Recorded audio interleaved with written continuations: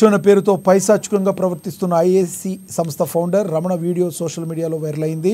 ఈ నేపథ్యంలో బసవరమణ వద్ద శిక్షణ కోసం వచ్చిన అభ్యర్థులను కొడుతూ పైశాచికంగా ప్రవర్తించాడు. ఆర్మీ, నేవీ, ఎయిర్ ఫోర్సులో ఉద్యోగాలు ఇప్పిస్తామంటూ కొంతమంది వ్యక్తుల వద్ద లక్షలాది రూపాయలు వసూలు చేశాడు.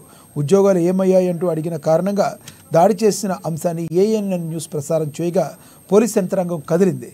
బసవరమణను అదుపులోకి తీసుకుని పోలీసులు అరెస్ట్ చేసినట్లు డీఎస్పీ వివేకానంద తెలిపారు.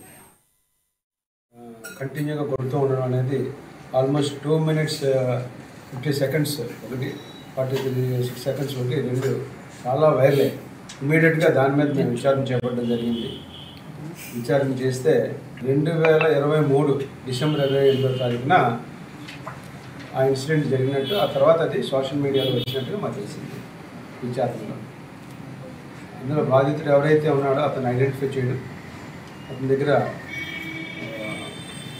ఏం జరిగిందని వాస్తవాన్ని తెలుసుకుని అది ఇచ్చినటువంటి స్టేట్మెంట్ మీద 1 Town ఎస్ఐ హరికృష్ణ గారు కేసు నమోదు చేశారు. ఎందుకంటే ఒక మైనర్ కుర్రవాడు, అతను మైనర్ పేరు మేము చెప్పకూడదు, ఆ మైనర్ కుర్రవాడు తాలూకా అతన్ని అంత క్రూరంగా హింసించడం అనేది జేజే యాక్ట్ ప్రకారం.